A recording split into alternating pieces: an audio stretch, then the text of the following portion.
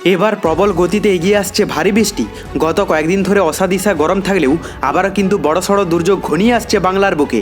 কিন্তু ঠিক কোন এলাকায় বড়সড় দুর্যোগ ঘনিয়ে আসবে এবং কোন দিকেই বা ভারী বৃষ্টি হবে তা নিয়ে এই ভিডিওতে আপনাদেরকে বিস্তারিতভাবে জানিয়ে দেব। আপনি ভিডিওটি অবশ্যই শেষ পর্যন্ত দেখবেন। ভিডিওটি ভালো লাগলে একটি লাইক করবেন, আর এইরকমই লেটেস্ট ও হেল্পফুল ভিডিওগুলি সবার প্রথম দেখার জন্য আমাদের চ্যানেলটিকে সাবস্ক্রাইব করে পাশের বেল আইকনটি বাজিয়ে দেবেন। চলুন এক নজরে দেখে নেওয়া যাক। তীব্র দাবদাহের মাঝে স্বস্তির খবর শুনিয়েছে হাওয়া অফিস। আজ দক্ষিণবঙ্গের 5টি জেলায় কালবৈশাখীর প্রবল সম্ভাবনা রয়েছে। বৃষ্টির সঙ্গে 50 থেকে 60 কিলোমিটার বেগে ঝড়ো হাওয়া, বজ্রপাত এবং শিলাবৃষ্টি হতে পারে। কলকাতা সহ অন্যান্য জেলাগুলিতেও 40 থেকে 50 কিলোমিটার বেগে দমকা হাওয়া বয়ে যাওয়ার পূর্বাভাস দেওয়া হয়েছে। শনিবার পর্যন্ত এই দুর্যোগপূর্ণ আবহাওয়া বজায় থাকবে পুরুলিয়া, বাঁকুড়া, ঝাড়গ্রাম, পশ্চিম মেদিনীপুর এবং পশ্চিম বর্ধমানে। উত্তরবঙ্গের দার্জিলিং, কালিম্পং, জলপাইগুড়ি, আলিপুরদুয়ারেও ভারী বৃষ্টির সতর্কতা জারি করা হয়েছে। উত্তর ও দক্ষিণ দিনাজপুর এবং মালদহ জেলাতেও বজ্র বিদ্যুৎ সহ বৃষ্টির সম্ভাবনা আছে, যার ফলে তাপমাত্রার পারদ কিছুটা নামতে পারে। তবে সোমবার বিকেলের পর আবহাওয়ার পরিস্থিতি ধীরে ধীরে স্বাভাবিক হতে শুরু করবে।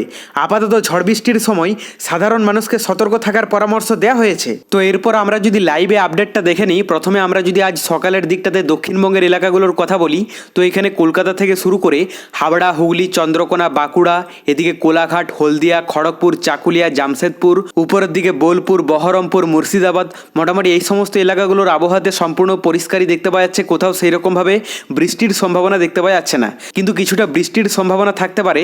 তার মধ্যে এখানে পুরুলিয়া, রঘুনাথপুর, আসানসোল, ধানবাদ এই কয়েকটি এলাকা আছে যেগুলোতে হালকা ইফেক্ট থাকতে পারে, পরিমাণে অনেকটাই কম। আর আমরা যদি উত্তরবঙ্গের আপডেটটা দেখে নিই, এখানে দার্জিলিং থেকে শুরু করে কালিম্পং, কার্শিয়ং, জলপাইগুড়ি, আলিপুরদুয়ার, কোচবিহার, মোটামুটি উত্তরবঙ্গের সমস্ত এলাকার আবহাওয়াতে দুর্যোগপূর্ণ আবহাওয়া আছে, বৃষ্টির সম্ভাবনা রয়েছে সকালের দিকটাতে। বাংলাদেশের কথা বলতে গেলে সমুদ্র উপকূলবর্তী এলাকাগুলোতে আপাত গতিতে দুর্যোগপূর্ণ আবহাওয়া দেখতে পাওয়া যাচ্ছে না, কিন্তু ভিতরের এলাকার মধ্যে কিছু এলাকা আছে যেগুলোতে হালকা বৃষ্টির সম্ভাবনা আছে। তার মধ্যে এখানে শেরপুর, গাইবান্ধা, উপরের দিকে রংপুর, এদিকে সুনামগঞ্জ, জামালগঞ্জ এই সমস্ত কয়েকটি এলাকা আছে যে এলাকাগুলোতে বৃষ্টির হালকা সম্ভাবনা কিন্তু রয়েছে। দুপুরের দিকটা আমরা যদি দেখে নিই, দুপুরের দিকে প্রথমে আমরা যদি দক্ষিণবঙ্গের কথা বলি, তো দক্ষিণবঙ্গের মধ্যে শুধুমাত্র এখানে কৃষ্ণনগর, বর্ধমান, বোলপুর, আসানসোল, বাঁকুড়া, পুরুলিয়া এই সমস্ত এলাকাগুলোতে হালকা ইফেক্ট দেখতে পাওয়া যাচ্ছে। বাদবাকি অধিকাংশ এলাকার আবহাওয়া পরিষ্কারই থাকবে, কোথাও বৃষ্টির সম্ভাবনা দেখতে পাওয়া যাচ্ছে না। আর উত্তরবঙ্গের মধ্যে দার্জিলিং থেকে শুরু করে সমস্ত এলাকার আবহাওয়াতেই দুর্যোগপূর্ণ আবহাওয়া রয়েছে, বৃষ্টির সম্ভাবনা রয়েছে। বাংলাদেশের কথা বলতে গেলে সমুদ্র উপকূলবর্তী এলাকাগুলোতে সকালের দিকে ইফেক্ট না থাকলেও দুপুরের দিকে কিন্তু ইফেক্ট পড়তে দেখতে পাওয়া যাচ্ছে। বরগুনা, এদিকে পটুয়াখালী, বরিশাল, সেই সঙ্গে কুতুবদিয়া, কক্সবাজার, চট্টগ্রাম, মোটামুটি এই সমুদ্র উপকূলবর্তী এলাকাগুলোতে ভালো ইফেক্ট থাকবে। আর ভিতরের এলাকার মধ্যেও বিক্ষিপ্ত এলাকা জুড়ে কিন্তু বৃষ্টির সম্ভাবনা রয়েছে। বেশি ইফেক্ট থাকতে পারে সুনামগঞ্জের পাশাপাশি এলাকাগুলোতে, যার মধ্যে এখানে সিলেট আছে। তবে রাতের দিকের কথা বলতে গেলে পশ্চিমবঙ্গ সহ বাংলাদেশের বিক্ষিপ্ত এলাকা জুড়ে কিন্তু বৃষ্টির সম্ভাবনা রয়েছে। তো বলাই যায় আজ সকাল থেকে রাত পর্যন্ত পশ্চিমবঙ্গ সহ বাংলাদেশের অধিকাংশ এলাকা জুড়ে বিক্ষিপ্ত পরিমাণে কিন্তু বৃষ্টি হতে পারে। সমস্ত জায়গায় বৃষ্টি হবে না, তবে উত্তরবঙ্গের বেশিরভাগ এলাকার আবহাওয়াতেই বৃষ্টির সম্ভাবনা দেখতে পাওয়া যাচ্ছে। দেখুন, এই মুহূর্তে পশ্চিমবঙ্গে একটি ঘূর্ণাবর্তের সৃষ্টি হয়েছে এবং পাশাপাশি জলীয় বাষ্প আছে।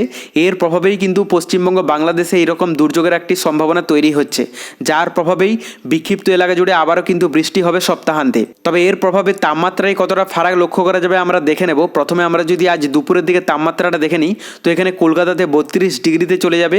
পাশাপাশি বেশিরভাগ এলাকার তাপমাত্রা থাকতে পারে 30 থেকে 32 ডিগ্রির মধ্যে। উত্তরবঙ্গের যদি আপডেটটা দেখা যায়, তো এখানে দার্জিলিংয়ে 16 ডিগ্রিতে চলে যাবে। পাশাপাশি এখানে কালিম্পং, কার্শিয়ংয়ে 18 ডিগ্রি থাকবে। আর এদিকে জলপাইগুড়ি, আলিপুরদুয়ার, কোচবিহারের তাপমাত্রা থাকতে পারে 24-25 ডিগ্রির মধ্যে। বাংলাদেশের কথা বলতে গেলে সমুদ্র উপকূলবর্তী এলাকা এবং ভিতরের এলাকার মধ্যে অধিকাংশ এলাকার তাপমাত্রা থাকতে পারে 26 ডিগ্রি থেকে শুরু করে 27-28 ডিগ্রি পর্যন্ত। তবে এক্ষেত্রে ঢাকাতে একটু বেশি থাকবে 34 ডিগ্রি সেলসিয়াস। এরপর আমরা রাতের দিকে তাপমাত্রাটা দেখে নেব, কারণ রাতের দিকে আর আগের মতো হালকা ঠান্ডা ভাব নেই, অধিকাংশ এলাকা জুড়েই গুমট ভাব দেখা যাচ্ছে। তো এখানে কলকাতাতে 23 ডিগ্রিতে চলে যাবে। পাশাপাশি দক্ষিণবঙ্গের বেশিরভাগ এলাকার তাপমাত্রা থাকতে পারে 22 থেকে 23 ডিগ্রির মধ্যে। তবে বাঁকুড়াতে একটু বেশি দেখতে পাওয়া যাচ্ছে 24 ডিগ্রি। পাশাপাশি আমরা যদি উত্তরবঙ্গের আপডেটটা দেখে নিই, দার্জিলিংয়ে 12 ডিগ্রিতে চলে যাবে। এদিকে কালিম্পং, কার্শিয়ংয়ে 14-15 ডিগ্রি থাকবে। আর জলপাইগুড়ি, আলিপুরদুয়ার, কোচবিহারের তাপমাত্রা থাকতে পারে 19 থেকে 20 ডিগ্রির মধ্যে। বাংলাদেশের কথা বলতে গেলে সমুদ্র উপকূলবর্তী এলাকা এবং ভিতরের এলাকার মধ্যে অধিকাংশ এলাকার তাপমাত্রা থাকতে পারে 20 ডিগ্রি থেকে শুরু করে 21-22 ডিগ্রি পর্যন্ত। তবে এক্ষেত্রে ঢাকাতে 22 ডিগ্রি থাকলেও সমুদ্র উপকূলবর্তী এলাকাগুলোতে 24 থেকে থেকে 26 ডিগ্রি চলে যাবে। পরবর্তীতে বঙ্গোপসাগরের বড়সড় দুর্যোগের আভাস পেলে অবশ্যই আপনাদেরকে লাইভে জানিয়ে দেব। তার জন্য চ্যানেলটিকে সাবস্ক্রাইব করে রাখতে ভুলবেন না।